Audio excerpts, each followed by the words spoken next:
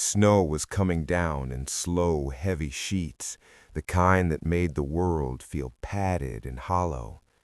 Out on the far stretch of Route 19, where traffic died after sunset and didn't resurrect till morning, the watch cabin hummed with the weak buzz of fluorescent lights.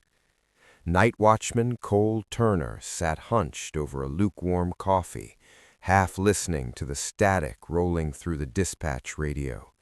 Nothing unusual. Nothing ever was, which is exactly why the call startled him. "Cole, you copy?" It was Harris from the next station up the highway. "Yeah, go ahead." Harris paused, then said, "Got someone walking your way. Female, says she's lost. Looks like she came out of the woods, maybe from one of those old cabins up the ridge." Cole frowned. Nobody lived up there anymore, not since the fires. What's she wearing? Another pause, longer this time. She says, "A nightgown, barefoot, looks real cold." Cole stood, pulling on his parka, breath fogging as he stepped outside. The night hit him sharp, metallic, silent, almost expectant. His truck headlights cut a weak tunnel through the snow. Then he saw her. A pale figure at the far edge of the beam, swaying slightly, white gown fluttering, hair hanging in wet strings, bare feet sinking into the powder as if she didn't feel a thing. "Ma'am?" Cole called out, taking one cautious step forward. "Ma'am, can you hear me?" The woman didn't respond, didn't look at him, didn't even shiver. Then the radio on his hip crackled. Not Harris, not dispatch, a woman's voice, her voice, whispering, trembling, terrified. "Please don't come near me. That's not me. Please don't let it touch you." Cole felt every hair on his arms lift. Slowly, the barefoot woman raised her head, and she smiled, wide, wrong, and too calm for someone supposedly freezing in the snow. Cole stepped back. She stepped forward. The radio hissed again, repeating her whispered plea, more frantic this time. "Don't come close. That isn't me." But the woman in front of him kept closing the distance, one silent footprint at a time. Cole didn't remember moving, yet somehow he was already back inside the watch cabin, slamming the door hard enough to shake dust from the rafters. The lock clicked under his shaking hand. He backed away from the window, breath sharp and uneven. Outside, snow muffled everything except the soft crunching of someone stepping closer. He grabbed the radio. "Harris, you there? Harris, do you copy?" Static. Long, dragging, unnatural. Then a voice broke through. Harris's tone, but wrong in a way Cole couldn't name, like someone rehearsing the sound of him. "Cole, open the door." Cole swallowed. "Harris, where are you?" No answer, only static thickening like fog. He glanced at the nearest window. The glass was too frosted to see clearly, but he caught a faint blur, a figure standing unnaturally still, as if placed there rather than walking there. The radio crackled again, louder this time. "Cole, open the door. She's hurt." Except the cadence was wrong, like the words were spaced just slightly off, the way a child might mimic an adult. Cole forced himself to breathe steady. "If she's hurt, bring her inside your cabin. I'm staying put." A beat. Then, "Your cabin. Bring her inside your cabin." His stomach dropped. That wasn't Harris. It wasn't anyone he knew. The overhead lights flickered, once, twice. The heater groaned as if something heavy leaned against the outside wall. Cole stepped farther back until his shoulders touched the equipment shelf. The radio hissed, then went silent entirely, as though something had pressed a hand over its mouth. In the quiet, a sound rose, a faint tapping on the window, slow, deliberate, not knuckles, something softer. Fingertips? He didn't want to look, but he did. A pale hand rested against the glass, fingers splayed wide, too steady for someone freezing.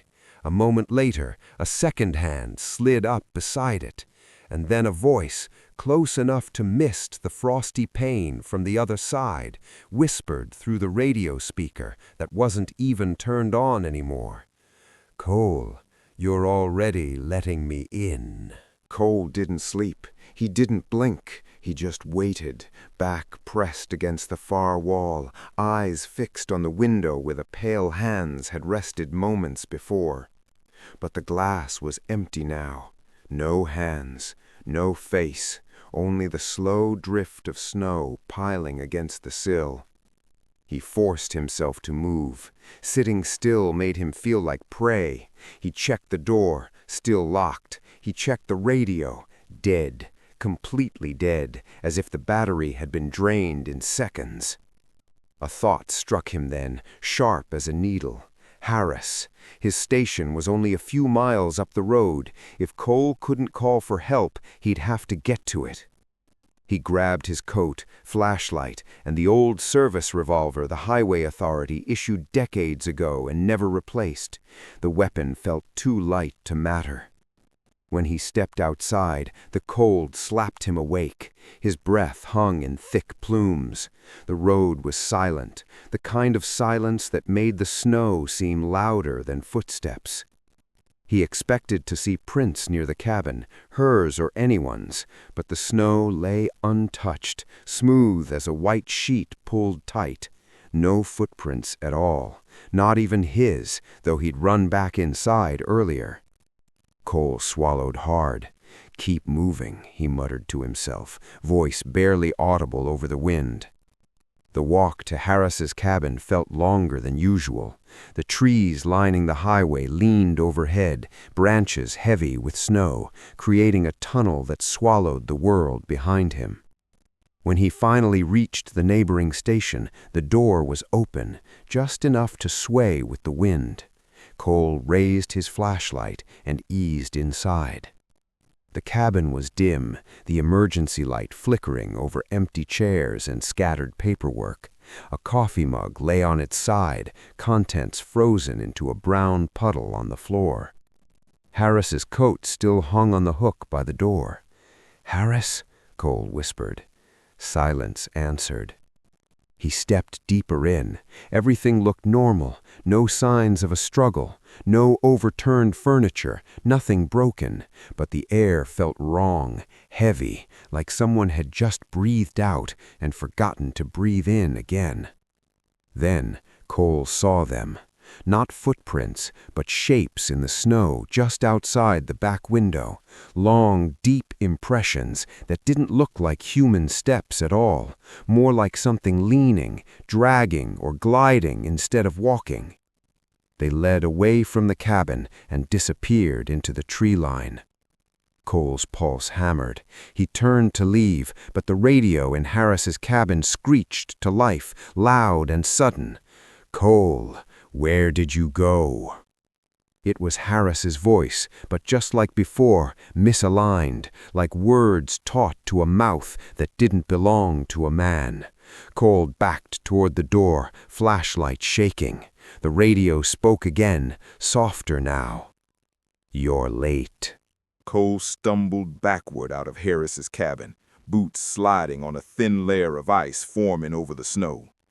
The radio inside kept chiming, short, jerking bursts of static, like something trying to remember how to speak. He didn't look back. He couldn't. He forced himself toward the highway, lungs burning in the frozen air. The wind had picked up, carrying with it a faint whistle that didn't match its direction. It rose and fell like breath. The trees lining the road had always felt tall, stately, familiar. Tonight they leaned close, as if listening. Halfway back to his own station, Cole stopped. There were shapes on the shoulder of the highway, faint silhouettes standing perfectly still in the snowfall. At first, he thought they were road markers, maybe signposts he'd never noticed. Then, one of them moved. Not by walking, not by turning, just shifting, the way a shadow shifts when someone steps between it and the light. Cole froze. His flashlight beam trembled across the snow, illuminating the figure. Then another, and another. They weren't people. Not exactly. They had human outlines, but wrong proportions, too thin at the shoulders, too long at the arms. Their heads tilted at identical angles, as though someone had positioned them deliberately. All of them faced the road. All of them faced him. Cole whispered, "What do you want?" The wind answered, except it wasn't the wind. A whisper slid across the snow like something crawling just beneath the surface. "Notice us." Cole stepped back. The figures didn't follow. They didn't react at all. They only stared, frozen in their unnatural poses. But then he realized something far worse. Their feet, if they had feet, weren't sinking into the snow. They stood on top of it, weightless. Cole swallowed and forced himself to keep moving. The watch cabin was only a few yards ahead, its weak light flickering like a dying star. If he could just reach it, bolt the door, barricade something, anything between him and whatever these things were. Then he heard a crunch directly behind him. Not soft, not distant, close, one step. He turned slowly. A new figure stood inches from the road, closer than all the others. He recognized the shape, the nightgown, the hair. The barefoot woman. But now she wasn't smiling. Her face was blank, featureless almost, like a mask losing its expression. A voice spilled out of the radio clipped to Cole's belt, though he knew for a fact it had no power left.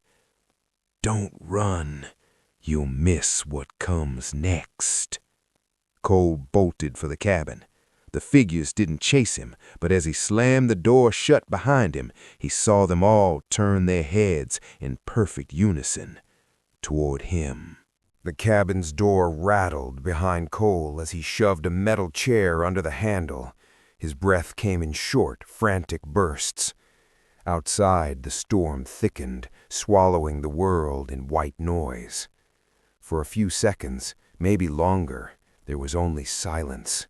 Then headlights swept across the window. Cole flinched. A horn blared twice, cutting through the storm like a knife. Someone pulled up right outside the watch station. He risked a glance through the iced glass. A long-haul truck idled on the shoulder, orange running lights glowing like tired eyes. The driver was climbing down, a big man in denim jacket, shoulders hunched against the cold. He spotted Cole in the window and waved. "Hey," he shouted over the wind, "station locked or something?" Cole hesitated. A living person, an actual human face. It felt unreal. He forced the barricade aside and cracked the door open. "You need help?" "Need?" The trucker huffed a humorless laugh. "Nah, just making sure you're alive. You looked like you were staring down the devil himself." Cole didn't know how to respond.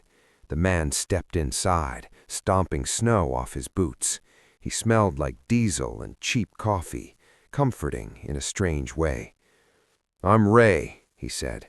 "Caught a glimpse of you running like hell. Figured someone was chasing you." Cole swallowed. "There was a woman on the road." Ray went still, not confused, familiar, as if Cole had just named something he'd hoped no one else would ever mention. "Nightgown?" Ray asked quietly. "Bare feet?" Cole nodded. Ray closed the door firmly, locking it himself this time. "Well," he muttered, "guess she's out again." Cole stared. "Again?" Ray sighed, sinking into the nearest chair. His hands shook slightly despite his size. Saw her once, about 10 years back. Snowstorm, same as tonight. She stepped right into my lane, just appeared. No footprints anywhere. Cole felt a chill deeper than the cold. What is she? Ray shook his head. Not my place to say. Just know this, she ain't alone. Never was. Those shapes out there, they show up first. Scouts or warnings or maybe just echoes. But she's the one that chooses who sees 'em. Cole's stomach tightened. Why me? Ray took a long breath. She ain't looking for you. She's telling you someone's already been taken. Outside, somewhere in the white darkness, something moved. Slow, deliberate, and much too close. The 3 knocks still echoed in the cabin's wooden frame when silence dropped again, thick, waiting, almost eager. Cole stared at the door as if it might breathe. Ray stepped in front of him, jaw set. Don't move, don't speak, don't give it anything. But the silence outside shifted, not with footsteps, not with wind, something heavier. A low, rhythmic pressure, like snow being compacted under tremendous weight. Ray's face drained of color. They're lining up. Cole swallowed. Who? Ray pointed toward the window with a trembling hand. The echoes. Cole hesitated, then slowly approached the frost-covered glass. With his sleeve he wiped a small circle clear. What he saw made his breath turn to ice. Figures, dozens now, stood on either side of the road, stretching north and south as far as the swirling snow allowed him to see. Perfectly spaced, perfectly still, like silent sentries awaiting a procession. Their heads were all tilted at the same unnerving angle. Their arms hung too long, hands inches above the snow they never sank into. And they were facing the cabin. Ray joined him at the window, shaking his head in disbelief. I've never seen this many, he whispered, not even back then. Cole watched the rows of figures, unmoving, but somehow focused on the building. What does it mean? Ray exhaled a slow, fractured breath. It means someone's about to cross. Cole turned. Cross? Ray pointed at the road. This highway? It's not just pavement tonight. When she's out, it becomes a threshold, and those shadows mark the path for whoever she's taken. Cole looked back outside and froze. The line of figures was no longer symmetrical. A gap had formed, a single open path running straight from the cabin door to the center of the road. A corridor, a place reserved. Ray whispered, "They're inviting you." Cole's pulse hammered in his ears. Why me? Ray stared at him, sad and certain. Because you saw her, because you answered the voice, because you hesitated when she called. A sharp click came from the cabin's entrance. The deadbolt had unlocked itself. Ray swore under his breath. She's not going to wait much longer. The door creaked, slowly opening an inch. Cold air pushed inside, carrying a whisper like distant breath. Come see. Cole staggered back. She wants me outside. Ray grabbed his arm. Then stay inside if you want to live. But something else caught Cole's attention. Movement near the edge of the figure-lined corridor. A person, alive, slumped in the snow. Dark jacket, familiar build. Harris, Cole breathed. Ray cursed. It's not him, it's bait. But Cole couldn't look away. The slumped figure lifted its head just enough for Cole to see its face. Harris, pale, eyes pleading. He mouthed one word. Help. Cole's resolve shattered. Behind him, the open door widened another inch, and from the center of the road, the barefoot woman stepped into view, waiting, patient, smiling, with no warmth at all. The thump outside the window wasn't loud, but it carried a weight that froze both men in place. Ray's grip tightened on Cole's sleeve until it hurt. "Don't look," Ray whispered. Of course, that was exactly what Cole did. He turned toward the frosted glass. At first, he saw nothing but the swirl of snow. Then a shadow pressed against the pane, slowly, gently. A forehead, then a cheek. Someone was leaning against the window from outside. Cole's breath hitched. Harris? The shape was the right height. The posture was familiar, but something felt wrong. Too still, too patient. Ray yanked him back. "That's not him." As if reacting to Ray's voice, the shadow's head shifted, turning just slightly. Two dark shapes, eyes, or the memory of eyes, aligned with Cole's. The radio on the wall crackled. This time, the voice wasn't weak or broken. It was clear, solid, confident. "Cole, open the door." Cole's stomach twisted. It was Harris's voice, exact tone, cadence, even the way he always sounded like he was smiling at his own jokes. But the words, Harris had never sounded empty before. Ray stepped in front of Cole, blocking the window. "Don't answer him." But the voice wasn't finished. "It's cold out here, partner." A pause. "You were always the faster one." Cole's heart slammed. That was something Harris used to tease him about every shift change, a private joke, something only the two of them knew. Ray's expression hardened. It's digging around in his memories, pulling whatever it needs. The shadow outside pressed closer, the faintest impression of fingers gliding down the window, like someone testing the thickness of the glass. The radio hissed again, but this time the words were different, softer, more intimate. "Cole, why didn't you help me?" Cole staggered backward, as if struck.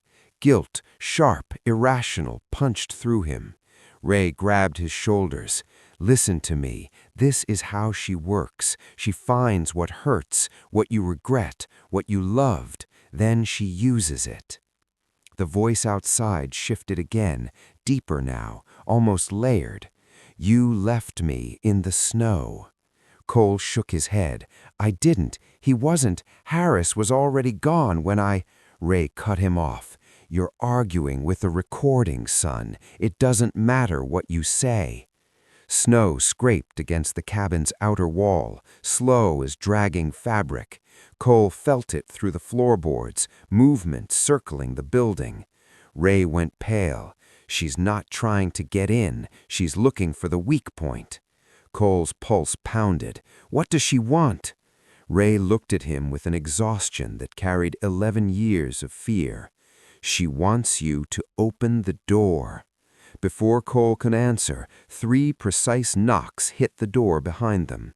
Not loud, not violent, just polite, followed by Harris's voice, perfectly calm. "Partner, I found something of yours." Morning came without warmth. A brittle gray light filtered through the tent walls, and the air inside felt colder than it had outside the night before. Noah unzipped the flap first, expecting snow or fog, anything normal. Instead, the lake looked clearer than ever. The wind had polished the ice smooth, erasing even the faint scuffs from their boots. It was like the lake had reset itself overnight.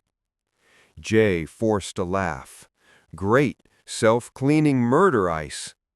But after a few sips of lukewarm cocoa, his nerves settled enough for him to step back onto the lake. "Look," he said, stomping lightly. "Solid, totally fine." A metallic ping rang out across the surface, sharp and wrong, like something deep below had answered him. Aaron's skin prickled. "Jay, don't!" He grinned and hopped backward on one foot, sliding across the glassy surface. "See? Smooth as—" The ice gave out with a horrible Kirk! Not a full break, just one knee plunged through a sudden hole, as though the lake had opened a mouth beneath him. Jay's shout echoed, high and panicked. Noah rushed forward. Priya grabbed his jacket from behind. Melissa screamed. Erin dropped to her stomach and slid toward Jay, reaching for his wrist.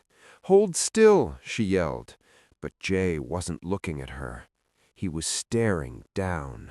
Right beneath him, framed by jagged cracks, the water moved aside just enough for Erin to see it too. A face. Jay's face. Pale, eyes closed, motionless under the ice, as if waiting for him. Jay choked out a gasp. That's... Don't look!" Erin pulled hard, her gloves slipping. Noah grabbed her arm and added his strength. Together they wrenched Jay backward until the ice sealed again with a shiver-like groan. Jay collapsed on the snow, shaking uncontrollably. "That wasn't me," he whispered. "It looked like me, but it wasn't breathing." Priya knelt beside him, checking his leg. "You didn't hit anything. The ice just gave way." "Not randomly," Erin said. Her voice was quiet, steady, but her heart was pounding. "It broke exactly under him." Melissa wrapped her scarf tighter around her neck. "Why would it show that? Why him?" The lake answered with a faint, delicate crack, spiraling from the spot where Jay had fallen through, a thin white line crossing the perfect glass. Not toward the center, toward the shore where the group stood, like it had made a choice. Cole didn't remember deciding to move. His body simply lurched toward the open door as though someone else had taken the controls. The cold slammed into him like a wall, but it barely registered. All he could see was Harris slumped in the snow, barely upright, arm trembling as he reached out. Ray's voice cut through the wind. "Cole! Stop! Stop right now!" Cole hesitated only for a heartbeat, and that was long enough for the barefoot woman to tilt her head, as if amused by his indecision. The rows of figures lining the highway shifted, almost imperceptibly, leaning closer, forming a narrowing corridor. The snow didn't fall on them, as if afraid to touch. Cole took another step forward. Ray lunged out of the cabin, grabbing Cole's coat. "You walk that path, you won't walk back." "Let go," Cole said through clenched teeth. "He's alive." Ray shook his head. "You're seeing what she wants. Harris ain't there, not anymore." Cole looked again. Harris was definitely moving, one hand dragging across the snow, face twisted with pain, his eyes locked onto Cole's, desperate, terrified. He croaked one broken word, "Please." Cole ripped free from Ray's grip. Ray yelled something behind him, but the wind swallowed it whole. Cole stepped onto the corridor. The air immediately changed, heavy, muffled, distant. Sound dulled, color drained. Even his breath felt slowed, as if moving through thick syrup. The figures on either side turned their heads in unison, tracking him with blank, hollow interest. Cole tried not to look at them. He failed.